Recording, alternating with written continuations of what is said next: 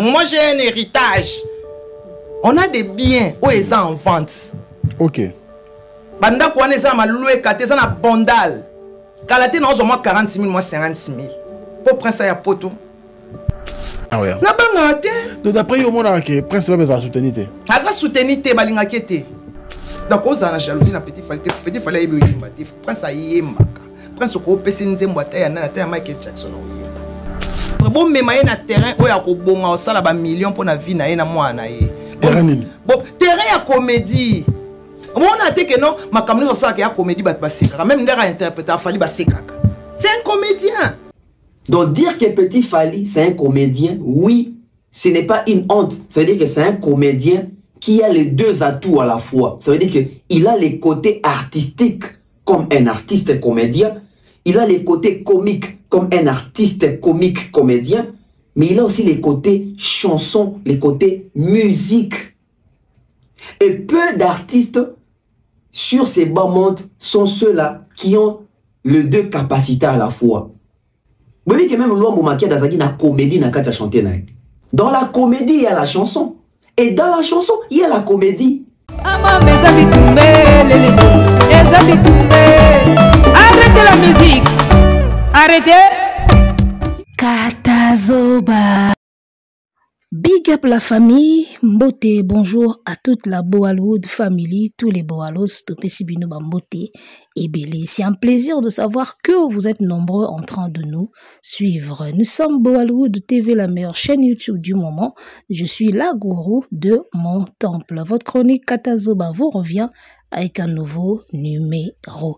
C'est un plaisir que vous soyez là pour nous et c'est un plaisir également que nous soyons encore là pour vous. L'esprit est bien, tous à la razalaka. Restons ensemble, il n'y aura pas de soucis.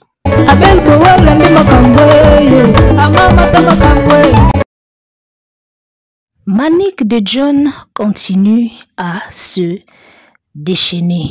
Manic de John continue de péter les plombs. Et dernière sortie médiatique, Yamaniké, toujours au sujet de son fils Babia, petit prince Babia, toujours le sujet à Petit Fally. Et voilà, ça fait parler la toile. Et Kei Zongi, va critiquer, va seki, va lobby, va réagir, va défendre. Et Lélo, qu'est-ce que nous on va faire, mesdames, messieurs? Nous, on va venir juste recadrer certains propos.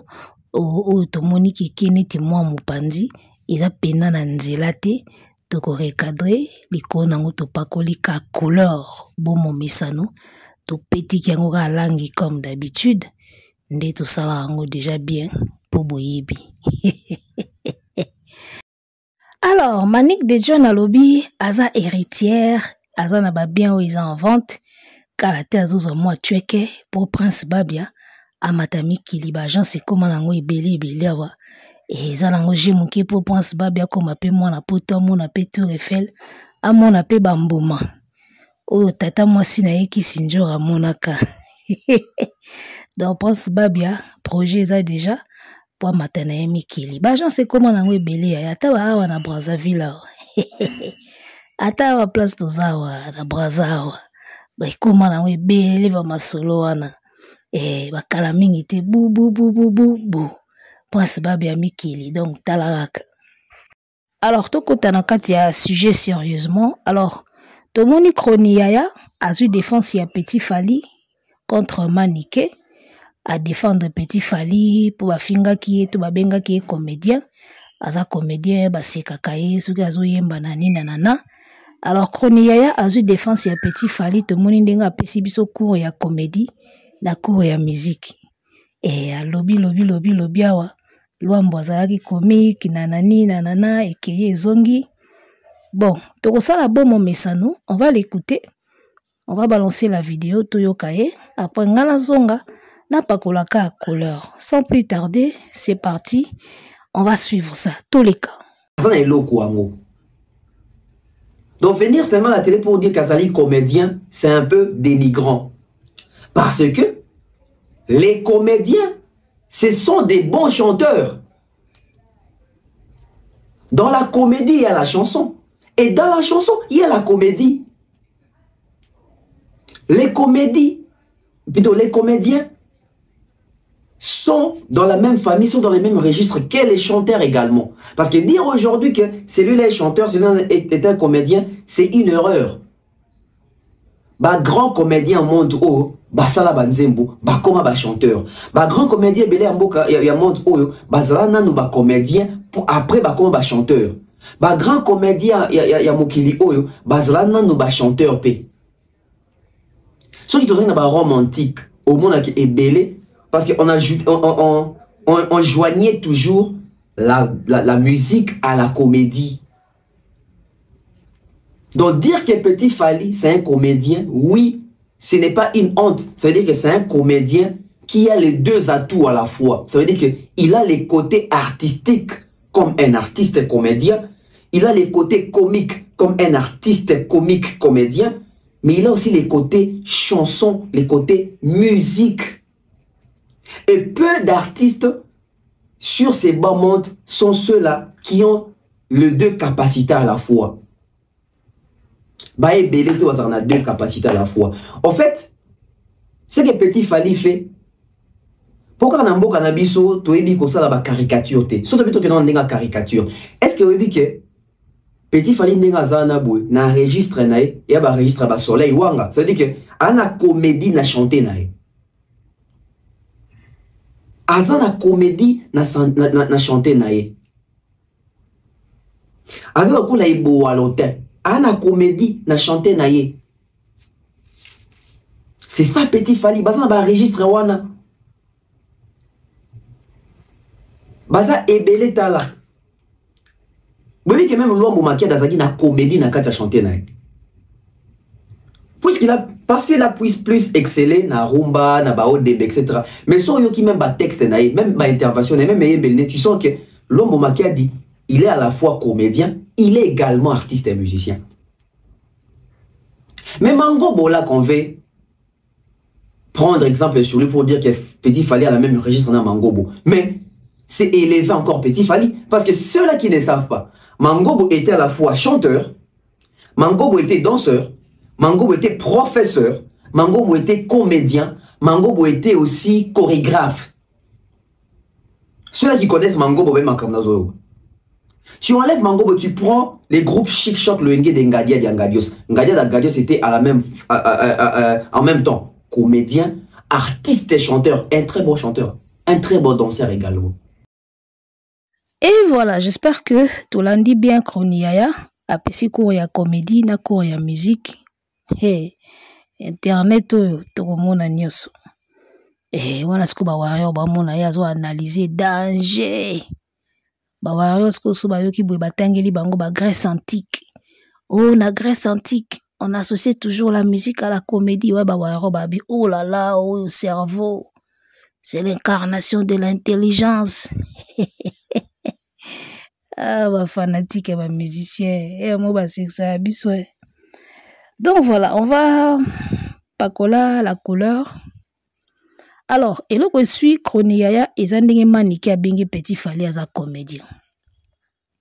Yango tomonia wa abimise biso ba théorie nyoso abimise libiso. Alors déjà dans sa façon de parler, Oyo Kaye Liboso alobi, dire que Petit Fally est un comédien c'est dénigrant. Dénigrant, c'est-à-dire c'est quelque chose où ils ont dénigré mutu, ils ont quitté mutu. Après moko soye ko ba dire que Petit Fally c'est un comédien, ce n'est pas une honte. Alors on ne sait pas, est-ce dénigrant ou n'est-ce pas une honte? Ceux qui ont dénigranté, ceux qui ont déjà dénigrant, c'est qu'ils ont honte. Ceux qui ont une honte, si ce n'est pas une honte, c'est que ce n'est pas dénigrant. D'un moment, il faut choisir. Voilà de 1. De 2, alobi, batu et belete, oh, ils ne sont pas nombreux sur ce bas soleil. Oh, bazarana deux capacités, on a à la fois comédien et musicien, ils ne sont pas nombreux.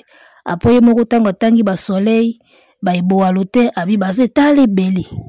Finalement, on sait pas, basé belé, tout basé belé, te bateau basagana talent ya musique na comédie. Donc, à un moment, bateau balo baramakambo, quand ça y a zo analyser, azo panza analyse, nzo analyse, nde zo panzai.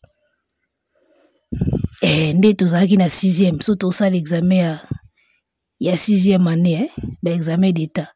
omona moto abimi na classe abina pandi abimi na salle examen abina pandi na pandi nzoka examen de pandi. Tu vois un peu.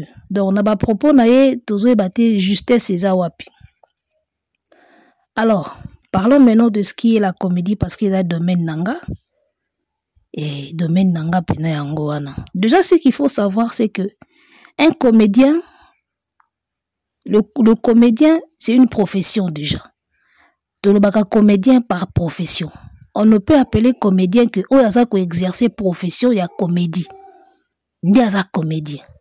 Alors oyaza ko exercer profession wana te mais ase ki sakabatu. Tokobenga e comique. Là il est comique. D'accord? Soki mutu moko boye aza na profession ya comédie te. Aza ko exercer profession ya comédie te mais ase ki sakamakasi tokoloba aza comique et non comédien. Mais on comprend tant que babenga ki comédien toyebi ke balinga lobaki aza comique. Donc quelque part so muta bengi olongwa kuna comédien ils insulte. Parce que comédien en vrai ils a mutu aza ko exercer profession wana. Atangela ngo aza pena ba titre nango osala ngo comme musala comme métier. Mais mutu azo sala métier à comédie te, il suffit ba bengi ka comique c'est tout. Donc je voulais déjà éclaircir sur ça. Alors Luambo était comique, oui. Luambo vraiment était comique na banzembo na ye. Il y a des chanteurs qui chantent avec des comédies, système moko oyemba. Fabrikas aussi le fait bien. Et Fabrikas maintenant soit oyemba au sentir comédie. Et pour moi, la jeune génération, le rappeur on a monaka plus comique est Gaz Fabuleuse. Garçon na lekela nga mabe. Aza na ba thème moko, na banzembo moko, na ba phrase moko loba na banzembo. O sentir bena o soka salaki comédie. Ilingaki simbai. Gaz Fabuleuse aza comédie, talaka nzembo ayemba aza comique plutôt. Ayemba tala ba danse batu bataka bakuita cher. Abitala siko danse na biso batu bénéfice keto langwa. C'est vraiment de la comédie. Ozomona. Namona vraiment na kati ya musique ya Gaz Fabuleuse namona ka ba comédie na ba comédie. Il est vraiment comique. Lui il est comique pour de vrai. C'est un rappeur. D'accord? Mais il a vraiment une bonne dose, il y a comique en lui. Alors, Toya Siko na mamba Petit Fally. Moi, je pense que na makamba Petit Fally, Maniké a beaucoup plus na côté orientation. Maniké a plus côté orientation. Ne venez pas mélanger les choses, les gars. On peut avoir plusieurs talents en une personne. Parce que moi, j'ai compris, sans ce Maniké la Petit Fally, il y a un sens, il y a orientation. Ça dit pas orienter côté où est la mieux pour naïe. Parce qu'on peut avoir 10 talents en une personne. C'est possible. Dieu peut te bénir avec 5-6 talents. Mais le plus grand problème dans Nyoso, il y a un sens, il y a orientation, les gars. Il y a des gens qui sont passés à côté de leur vocation. Car pour il fallait na landanini. C'est bien de glorifier Petit Fally. Il est comédien, il est comique, il a un sens, il y a humour, il a un musique, il a un comédie. Mais le sens d'orientation, si tu l'as pas, tu peux passer à côté de beaucoup de choses. Et beaucoup de gens sont passés à côté de leur vraie vocation à vie. Juste pour un sens, il y a orientation. Moi, je pense que Maniké est un point wana. C'est bien beau d'avoir les 2 talents en lui. C'est bien d'avoir 10 talents en soi. Mais après, tu t'orientes comment? D'accord? Ngana na principe moko na yokango e pa Philippe Simon. So bobeti na YouTube bomo na ye. Asala vidéo moko alobi abi est-ce qu'il faut tout salaka ce à quoi tu es passionné ou ce à quoi tu es doué? Et moi je pense que na vie il faut tout salaka ce à quoi on est doué et non ce à quoi on est passionné. Parce que il y a des talents mususu. Omoni loko izana kati na yo, ce pourquoi tu es fait. Ce pourquoi tu es doué. Il y a un monde à yo. Mais oh yo zo passionné. Ça peut pas forcément être donayo, mais zo passionné en monde. Il y a beaucoup de jeunes angana cinéma. Beaucoup de jeunes sont comme ça. Ah j'adore le cinéma. J'aime les films et tout ça. Mais ce que tali na kati ya moto, aza na rien d'acteur. Mais passion na yé cinéma. Moi j'ai connu des acteurs comme ça ngana za na domaine ya humour papa, domaine ya comédie.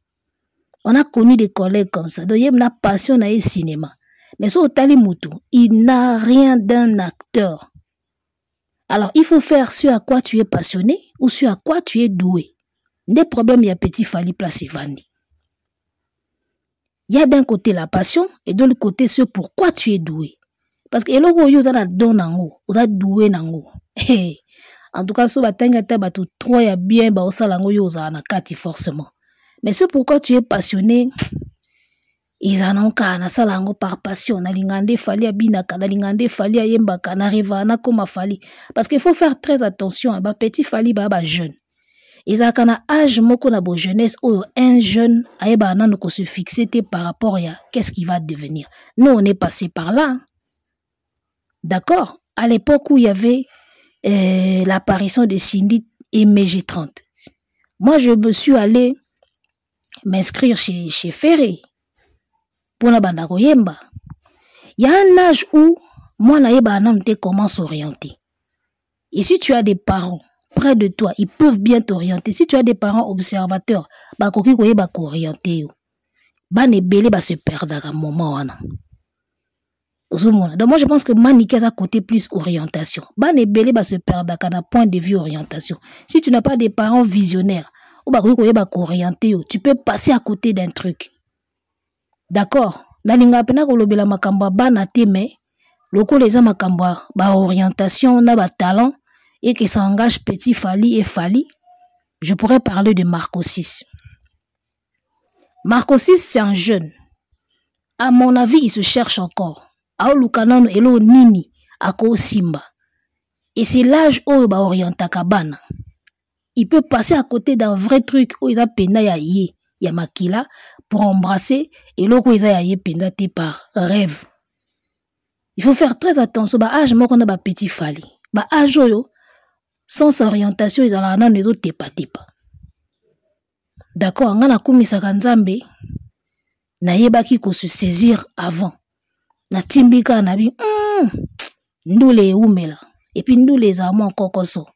Na boire mutu na comédie. Et simbate. Et les lois belle voilà quand je passe sur Canal plus au taliba sketch nango taliba spectacle nanga rien à dire. Il faut na idée wana. Ozomona, il faut y bango, hein. Ozomona, sinon tu vas aller traîner. Et ça, là, mutazo kende koluka visa ya Canada, na mutazo kende, et mutazo linga kende Canada. Porte ya visa Canada, na porte ya visa ya Inde. Aza na dossier ya Canada na maboko, mais atelemi na porte ya visa Inde. C'est que côté on a ya porte ya visa Canada, batu basali mulongo kuna, ya sali mulongo na bato batelemi pour la visa Inde. Osomona mambango ndeza. L'État comprendre que dossier na nango eza pour na porto eza bato ba okende Inde. Ngana dossier à Canada fona kende na porto mulongo bato basali kuna côté à Canada. Vie eza bongo. Osomona vie eza bongo. Parfois ko telema na ranger, ya domaine eza pena ya yote. Ozozela makambo ya. Alors que soko telemi na ranger ya domaine eza ya yo. Au moins on peut s'en sortir ndenge mosusu. Donc manique ça beaucoup plus na côté à orientation parce que le sens d'orientation les gars savoir s'orienter na vie ko ba ko orienter bana na nini ya kozala lobby ya ba parents il faut observer bana et loko eza na kati ya mwana na o mwana zo rêver ezaka toujours différent ba jeune na ba âge ba Petit Fally ba âge ba Marco 6 et ba âge ba jeune ba rêve à trop tu rêves de tout et de rien. Mais après, il faut y qu'est-ce que tu vas vraiment saisir entre tes mains? Oh, ça la penza pour l'avenir na yo. Ozomona ba âge ba Petit Fally na ba 6, ya ba âge ba jeune ba rêva nan. Ya ba déjà ko rêver Fally na boende, ti ya kuta na Fally, il peut penser qu'il est chanteur hein. Il peut penser qu'il est chanteur là. Oui, passion hein. Passion il faut faire penser au pena qui était dans le bon. La passion ça peut te faire croire que tu es dans le bon. Alors que vous avez la place na ote. Yango moni, nga nazaka nanga d'accord na Philippe Simon. Moi je pense qu'un homme doit faire ce pourquoi il est doué et non ce pourquoi il est passionné. Il faut faire très très attention. Alors, batuloko la babev, aoya kaka babina ya ko défendre Petit Fally pour la Petit avier nanga Fally nga lokwa na chroni yaya na défendre leki ya yaya. C'est bien de faire des analyses, tu auras des vues. Ba otala bino dabe okende liboso. D'accord? Mais lorsque vous ne donnez pas les vraies choses na bateau bazo tala bino parce que Petit Fally à cause de la paix sauver so kayoki ka analyse moya bien. A fungwami pe mémoire, a trouvé pe sens et orientation na ye vie na ye pe fungwami. Ya on a baka fait très attention à l'analyse tout ça la kawe. Les analyses biaisées là, pour na plaire public, pour na plaire musicien, pour na plaire ba fanatique. Parfois beaucoup ko induire ba tout pe na ba erreur ya vie, kana ba analyse. Bon ça la tout ça la très attention à ba analyse tout ça la ça peut sauver des vies comme ça peut induire des gens na ba erreur ya vie na bango. Quand tout ça la ba analyse, faites très attention. Bon le ba te bo mona yo lati chemise à rouge ozo fi bambe bombe bossé comme rose ba jo ba olula yo comme bino kuna bozala ba ba ya ba olula yo zo mona ka carton. Faites très attention à biloko msu bozoloba. Donc moi je pense que na ka Petit Fally tout ça plus na sens il y a orientation. Il faut pas orienter vers la chose où eko sali bien. Maniké n'a pas tout à fait tort, c'est un parent. Bev na ebite soso bota soso senta. Maniké c'est un parent. Ozomona. Maniké makaminga lo bakawana ete na route ezaka pena correct. Mabe moka po bino bato yaya soki muta longwe na ngamu na bino akomi liboma. Tango bazala na bino bazala normal. So balongwe bakoma maboma kena koma liboma, Maniké akoma liboma. Tango kena zaki na ba CD atoko sebela to sala émission azaki normal. Tango Maniké azaki ko sala émission azako attaquer Ferina Kofi, Maniké était normal. Lelo Maniké akomo défendre moi na ye Maniké akomi liboma. Ozolanda liboma ya Maniké, ozolanda liboma ya Ken o. Dona bino bazaka normal, so bakomeka libanda bakomi maboma. Qui fanatisme et souffrance, pardon. Alors, revenons dans makambo chroni ya zoloba. C'est bien de louer le talent. Aza à la fois comédien, aza à la fois chanteur, ou à la Grèce antique, on associe la comédie à la musique. Trop de blablabla, ma bébé le zoloba, on est dans le sens T. D'accord? C'est vrai que la musique, il y a un domaine où il intervient, dans un domaine tout y a vie. Même dans le parler, il y a un certain rythme, il y a une musicalité dans le parler. Attendez, dans ça analyse, vous allez sentir une certaine musicalité dans ma façon de parler. Moi, rythme, mon la musique est partout. La comédie, musique, il faut ça. D'accord? Parfois aussi, la comédie s'invite dans le monde de la musique.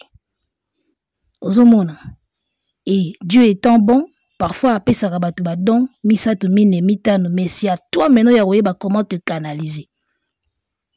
Donc, quand il y a Petit Fally, moi, je pense que Petit Fally, c'est comique. D'accord? Il n'est pas plus musicien que comique. En tout cas, on a un point de vue. Il y a une erreur. Et puis, il y a une nuance que qui n'a précisé. Moi, je suis bandi humour sika.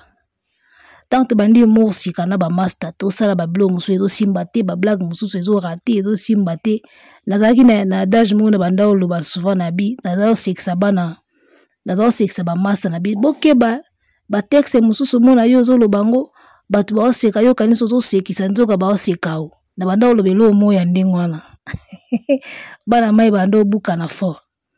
Ça dit que par expérience on avait des blagues ou des sketchs oyo so salango yozo kanisa batu ba buka na oseka so yo kanisa ndi yozo sekisa bango nzoka bazo sekayo.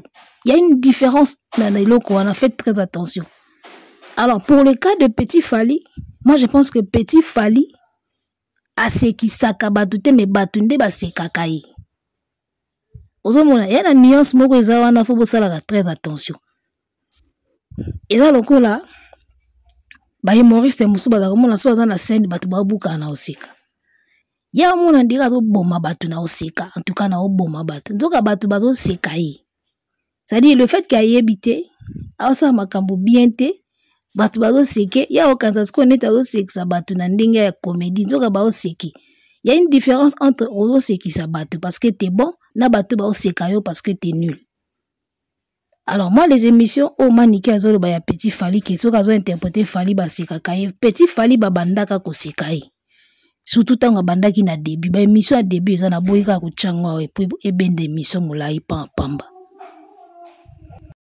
et na nze moka dajo bandako yemba après ba moi je suis jaloux ba bandako ba na biso so tali vidéo wana ko suba na chroniqueur aza ko poser ba question a ko kaso ko kanga mutema te chroniqueur asimbi miko ma buka na osika ozomona ça dit ça faisait rire pas parce qu'il était comique mais parce qu'il faisait du nul et babanda ko sekai après ezo pesa ka comédie parce que petit fallait sexaka bazo yango na ndenge ya comique bazo yango na ndenge ya bien mais en vrai babanda ki ko sekai. Il chantait mal les mots français qu'il ne savait pas prononcer. Ozoyeba, abanda prononcer les mots français bien té et c'est tout ce qui faisait rire au fait. Donc babanda ko sekaye et non ya banda ko seksabato. Et nga petit fali même surtout que même dans le domaine il y a comédie. Je le trouve pas aussi comique que ça. Batu ba sekakaye parce que quand il chante mal les mots français, il chante mal les chansons au batu ba yebi, c'est ça qui fait rire. Mais en soi il n'a rien de comique. Non, mon éloga comique et pas petit falité. Natala ba vidéo na ye, na mona éloga comique te. D'accord? So azo yemba mabe, ende to seka abanati. Mona zo nzembo moko boye, azo yemba ngo mabe. Azo yemba ngo neti nzembo ya Robino Mundibwa. Oko matanga lelo. Yana bala mzo otomatanda yeyo totomatanda ça va faire rire. Mais est-ce que moi on a forcément comique? C'est-à-dire bon moi na yena kozanga koyeba koloba. Ezo sekisa parce que azo yemba nzembo na maloba oyo na ne qualité na monoko. Ça fait rire, mais est-ce que réellement ça comique? C'est là aussi on se trompe. C'est aussi là où on se trompe. Alors na ebité batu bavanda na yeso kaza pena comique pour de vrai. Mais ngana on a moni loka comique et pas na été. Ce que moi je sais, c'est que Ayemba Kanaba faute, Yangba Sekakai. En tout cas, moi, c'est ce que je reconnais de lui. On a détecté talent comique proprement dit, na petit Fali. Et on a détecté talent proprement dit, il y a chanteur. Au moins, il n'a pas concours à Vodacom. Il était petit, mais on sentait déjà que là, il y a un truc. Il interprétait des choses bien. Il faisait des trucs comme Michael Jackson, Michael. Tu vois ça? Talent ya chanteur, ceux qui est en amutu. Et qu'on a tantôt plutôt té. Ça se remarque directement. Je pense que même dans le parcours, il y a faire et tant kola. Batu bazako yebisa bango bongo tant bazay bana mikeke oh moyembi. Oh futur moyembi. Oh moyembi. Alors, vous qui regardez Petit Fali, quand il chante, est-ce que vous sentez vraiment que oh moyembi? Au moins, le logo Yemba est comme facile, hein, avec tout ce qu'on a comme plateforme Lelo, avec tout ce qu'on a comme digital Lelo, n'importe qui, même un coq peut chanter. Alors, surtout, côté Nambro Iwana, Togo Benga Batumusuba, grand chanteur, hein. Mais tous on a ce qu'on a époque pena oyo, ba papa taboulé pena ba wendo bazaka, obetaka moulangi boyozo Yemba. Tala, époque on a ko Yembe zaki norme. Aujourd'hui, tout le monde peut chanter. Même moi, je peux chanter. Bachelinga autotune, babongisinga na studio au craquet. D'accord. Mais le talent d'un chanteur, où ils apena instrumentalité, studio telo côté, muta yembi boy, otuni, nani angwa auto yemba. Beba bajar ba film yana. Nangwa zo yemba. Noka mutu mo zo yemba na simandako, nani ango. Ah, mutu wana za chanteur, hein. Beba époque wanati. Et yo bazaye ko détecter ba talent brut. Époque bazaye ko détecter ba talent brut. Oka mutu mo zo yemba na simandako, nangwa yemba wana. Ah, je nangwa yemba. Wana moyembi munene. C'est comme ça qu'on détectait les talents bruts à l'époque. Lelo e comment mututo oyemba na ina studio, bati moi totine, bati moi nini muta oyemba ni. Alors, vous qui regardez Petit Fali, est-ce que vous sentez le talent d'un chanteur? Na ndenge pena o na yebisi bino wana. Boy basu ba film Nigeria moko to bandota na kala o prince azo le kaka boyo ki mwana mwasi mo azo yemba. A commis séduit na voix ya fille wana bina obala kai. Bozo ba façon wana ya ko détecter ba chanteur. Est-ce que vous voyez Petit Fali na registre wana? Ki mutazo le kaboyo ki jeune mo azo yemba. Eh bulunga nisi. Parce que c'est comme ça qu'on reconnaît des vrais talents. ba faire etant bazaka oyemba na douche na kikoso omona so bato bazoleka bi jeune moko ayemba na kikoso awa ayemba danger na yebite so bozo yebona Petit Fally na ba registre wana parce que bongo nde bayebaka siko ba vrai talent brut ba détectera ba talent brut bongo. Est-ce que bomona Petit Fally bongo? Je ne pense pas. Même si tu es dans le domaine de la comédie, baby aza comédien. Vous pensez vraiment qu'elle est aussi comique que... Pour moi, Gaz Fabulous est beaucoup plus comique que Petit Fally. Nandenga solo. Nandenga teke mutazo yemba mabe ba osekaite. Nandenga être comique. Gaz Fabulous. So bocha akate bolande la jeune wana. Aza mama na comique. Banzembune mingi. Bamaka mingi alobaka. Osanti pedeke mutoro. Yena comédie. Basala batambola nzela moko. Ozive na biso Mosaka. Mosaka da comique. Oyebi un comique, hein? Un vrai comique de nature. A force à rater poids sexe batou. Plus ça da sérieux dans ses propos, plus batou ba oseka. Ngala détecta ba vrai comique ndingwana. Plus ça da sérieux, c'est-à-dire yepeda omona kende na lo babwe na za sko sérieux. Donc état nanga pena ya sérieux yango. Batusko ba omona mamba oseka na kati état na ye sérieux. Moi je détecte les comiques comme ça. D'accord. Après il y a des gens oyo alinga sala mwelo mo bwe sexa batu. Asali pe simbi pe sekisi batu. Mais après il y a des gens qui ne forcent pas. État na ye normal. Soka solo bazana état normal. Bidosko bomona makamba oseka na kati ya mamba zolo bana état ni normal. C'est ça les vrais comiques pour moi au fait. Alors tozonga na chroni yaya Petit Fally na Mangobo. Mangobo était chorégraphe, danseur, professeur. Oui, Mangobo était tout ça. Et c'est tout ce que Petit Fally n'est pas, malheureusement. Ozomona, Mangobo était tout ça pour de vrai. Ngana Lobakutu d'ailleurs meilleur comédien pour Ngana Congo pendant l'époque à Zaïre. Nga pour Ngana Congo meilleur comédien. Pour Ngana Mangobo, Tilelo. Après Mangobo, il y a Charlie Nongi, vu de loin. Tala, Mangobo pour moi il restera le meilleur. Joanna Ginelo Mususu. Je connais ses sketchs par cœur, Mangobo wana bomonaka. Joanna Ponanga aza de goat ya comédie. Mangobo aza goat ya comédie banda lotilobi.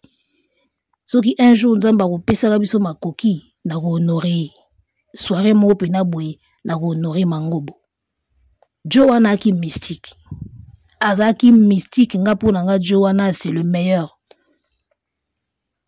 Ça reste le meilleur. Bato bazana comédie ya makila ya forcé te bango wana ba Mangobo bango na ba vidéo ndenge moko. Tu sais comment on reconnaît un bon? Plus ba sketch ne koma ya kala et continuer ka kosikisa. C'est comme ça qu'on reconnaît un bon. Un bon comédien, un bon humoriste. C'est comme ça qu'on reconnaît un bon. Plus ba blog ne et koma ya kala mais il doit continuer ka kosikisa na kilelo. On reconnaît un bon comme ça. On reconnaît un bon plus batala ils ont bima mais il y a oli moitié. Azaka meilleur. Et elle aura vu de loin. Depuis vu de loin bima na théâtre. Batala babimi est belé après lui mais vu de loin reste bon. C'est comme ça qu'on reconnaît un bon. Ali moitié bogo bima. Batala sikikoya et ko rejoindre ya ozaka wana. Il continue d'être bon. C'est comme ça qu'on reconnaît un bon. Ba œuvre ne zo nuna mais zo continue ka kosekisa. Bato asika bazo bima, ba jeune asika bao bima, mais il a gardé sa place et puis il continue d'être comique. C'est comme ça qu'on reconnaît un bon. Donc voilà, pour tout le mingité et je pense que Maniké ndenga bengi Petit Fally comédien et suit bato ebele, mais Maniké moi je pense sous na côté na pensée na il parle plus de l'orientation. Le sens d'orientation na vie, c'est ça le grand problème. Ba parents ebele bato ebele ba passer à côté de leur vraie vocation pour na kozanga sens ya orientation ou pour na kozanga moto à orienter que toi t'es doué dans ça, reste dans ça. Oublie ça, c'est ta passion oui mais oublie. C'est si en quoi t'es meilleur c'est ça. Et le kouana soki ozana ngote ezara moins compliqué. Côté orientation donc il y a souci na yeba orienter Petit Fally vers la vraie chose où il a penza et au salaye. Au lieu à s'embrouiller dans une passion, alors que c'est pas son truc à lui. Parce que la passion, et passion est trompé. Tu peux penser que tu es doué dans ça, mais or c'est juste une passion. Olingango kaka. mais don na yo eza nelo mususu.